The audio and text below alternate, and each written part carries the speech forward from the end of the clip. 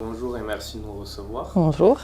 Donc du coup, pour démarrer cette interview, nous allons commencer par une petite présentation de vous. Alors, je m'appelle Roxane Venuti, je travaille à la Ligue Occitanie de badminton depuis 2010, donc ça fait 13 ans. Donc au niveau de votre cursus scolaire, quelles études ont été faites? Alors j'ai une licence LEA, c'est langue étrangère appliquée, et ensuite j'ai aussi passé en 2015 un bachelor en management et un DES directeur de structure. Qu'est-ce que votre cursus vous a apporté au niveau de votre vie professionnelle? Alors la première licence que j'ai faite, rien à voir avec le sport, donc on ne peut pas dire que ça m'ait apporté grand-chose. Cela dit, j'ai fait quand même une année à l'étranger et je pense pour l'intégration, tout ça c'est toujours intéressant.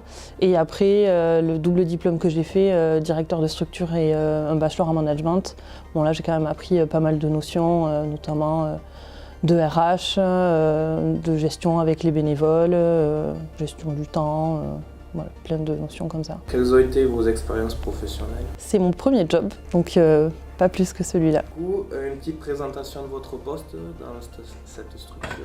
Ouais. Alors au sein de la Ligue, je suis chargée de projet. Ça veut tout dire et rien dire. En gros, je travaille avec les comités départementaux et les clubs pour les aider à se développer. Donc je travaille dans le secteur développement. Je travaille aussi pour développer le para-badminton. Et quand il y a des grandes compétitions nationales ou internationales, c'est moi qui suis un petit peu la directrice de la compétition à la Ligue. Quels sont les objectifs de votre profession? Dans l'accompagnement des comités et des clubs, j'ai une grande partie qui est sur la création de clubs, donc des objectifs assez clairs sur un nombre de clubs qu'il faut créer en un certain nombre d'années. Et sinon, c'est beaucoup d'humain, enfin, c'est de l'accompagnement, donc aider les bénévoles à s'en sortir dans leur gestion de leur structure. Comment décririez-vous l'environnement dans lequel vous travaillez? Au bureau, domicile, déplacement fréquent, s'il y a des voyages? Bon, alors moi je travaille principalement au bureau, en 35 heures. Après, depuis qu'on est passé région Occitanie, j'ai aussi beaucoup de déplacements dans toute la région pour aller toujours à la rencontre des clubs ou des comités, ou quand il faut organiser des animations à Nîmes, à Mende, à Cahors. Donc il y a pas mal de déplacements et depuis le Covid aussi, pas mal de réunions en visio, que ce soit en journée ou en soirée ou en week-end. Quels seraient les prérequis nécessaires pour faire votre poste? Alors je dirais qu'il faut une grosse part d'humanité, enfin, il faut être patient, il faut avoir envie de travailler avec les gens. On travaille avec des personnes avec des bénévoles, donc en fait eux ils ont toutes sortes de travail.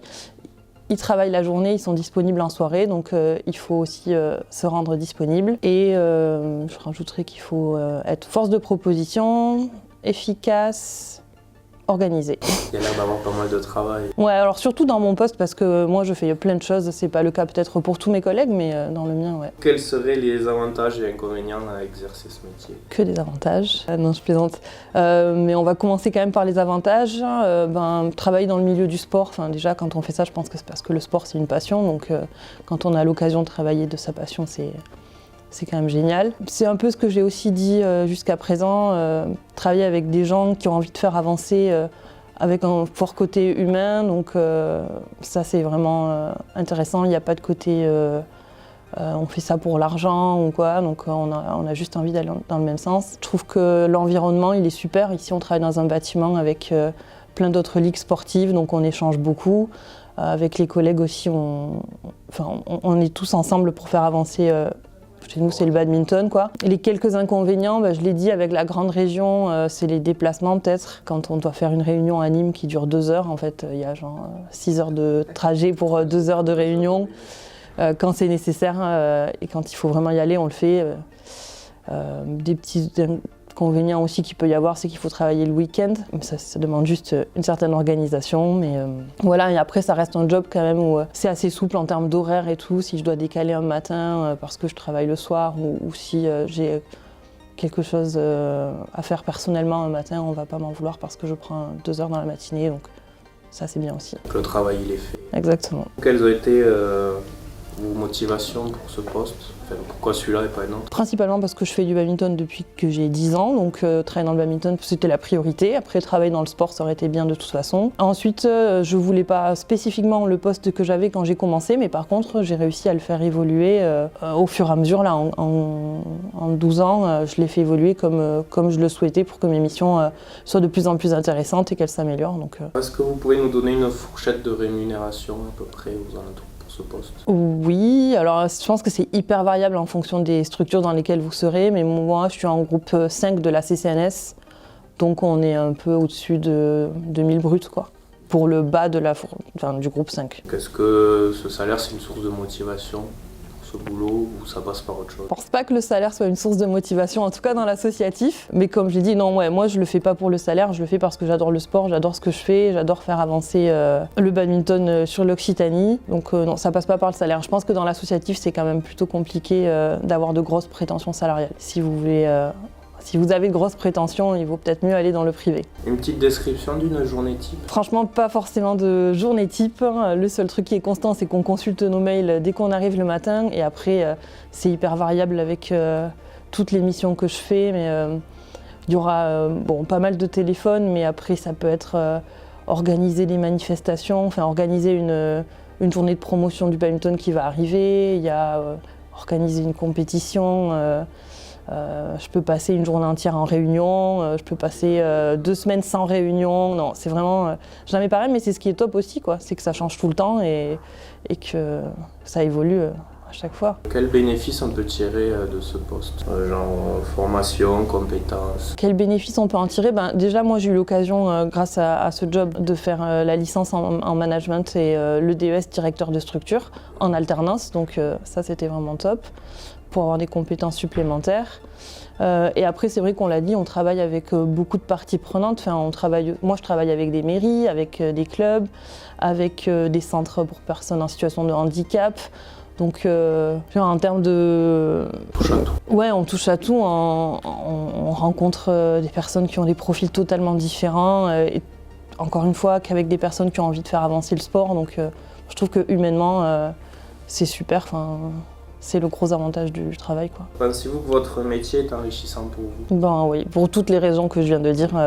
Et sinon, j'y resterai pas de toute façon. Ça fait 12 ans que je suis là. Est-ce qu'il a permis de développer de nouvelles compétences chez vous? Forcément, on évolue tous aussi avec le temps. Et puis, avec les formations que j'ai faites, des choses que j'aurais pas pensé apprendre, mais je l'ai dit tout à l'heure, sur les ressources humaines, par exemple. Là, j'ai appris pas mal de choses. Et puis, quand on travaille avec, comme j'ai dit, plein de personnes différentes, je pense qu'on apprend aussi à prendre du recul il faut absolument prendre du recul sur les choses. Il faut être un petit peu moins impliqué, plus de patience. Donc je pense qu'on progresse personnellement dans ce job. Donc j'imagine que du coup, avec toutes les personnes que vous pouvez voir, vous êtes fait un grand réseau professionnel? Oui, un grand réseau si on veut. Si, un assez grand réseau. Mais il y a aussi... il faut différencier le côté salarié. Donc moi, je suis salariée, et puis il y a les élus de la Ligue qui dirigent la Ligue.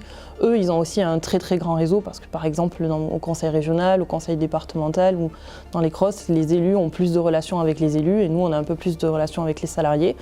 Ce qui n'empêche pas que c'est très intéressant, mais il y a quand même cette différence à faire, quoi. Avec tous les déplacements que vous avez cités, est-ce que vous arrivez à jongler entre vie professionnelle et vie personnelle? Oui, ça se fait, ça demande juste une vraie organisation.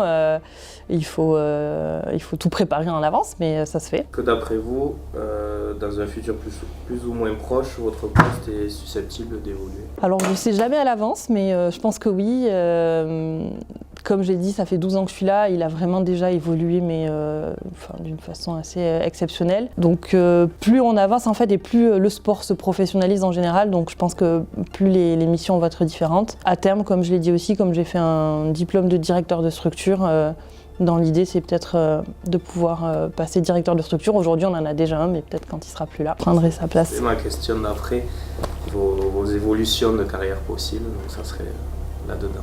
Peut-être être directrice de structure à la Ligue de badminton ou dans une autre ligue ou dans une autre association. Un autre poste peut-être? Bon, je pense que ça, c'est un petit peu ce qui est atteignable aujourd'hui dans le monde associatif. Être directeur de structure, je pense que c'est un peu le max qu'on puisse atteindre. Mais aujourd'hui, dans 5 ans, ça va évoluer, je pense, et dans 10 ans encore plus. Donc On verra avec le temps. Il y a des formations à faire pour devenir ou... Ouais, celle que j'ai faite, DES directeur de structure, je pense. Aujourd'hui, c'est la seule qui existe et qui permettent d'avoir ce poste. Point de vue professionnel, quelles sont vos ambitions à court, moyen et long terme? Mes ambitions, j'ai pas de forte ambition personnelle, mais c'est toujours pareil, faire avancer le sport, faire connaître ma discipline, faire connaître le para-badminton, aider les clubs à se développer. Enfin, c'est toujours en lien avec plutôt mes missions, mes ambitions. Donc, Et si vous auriez un conseil à donner à un étudiant de licence 3 management du sport, ça serait quoi? Je pense qu'il faut s'accrocher. Au début, c'est toujours un peu flou. C'est aussi pas facile de travailler avec les élus. Mais les élus, ça passe, ça revient. Les salariés, c'est un peu la seule chose qui peut être stable dans une association. Donc il ne faut pas lâcher quand on a un problème avec un élu ou même un collègue. Et après, le plus grand conseil que je donnerais peut-être, c'est vraiment être patient et prendre beaucoup de recul sur la situation. Être patient parce que le temps de gestion des élus il est complètement différent du temps de gestion d'un salarié. Du coup, la patience, oui. Se dire que ça peut passer, donc si ça se passe mal avec un, il faut attendre, ça passera et voilà. Aller jusqu'au master quand même, aussi, je dirais. Il ne faut pas s'arrêter à la licence. Je vous remercie de nous avoir accordé un peu de votre temps. Avec plaisir.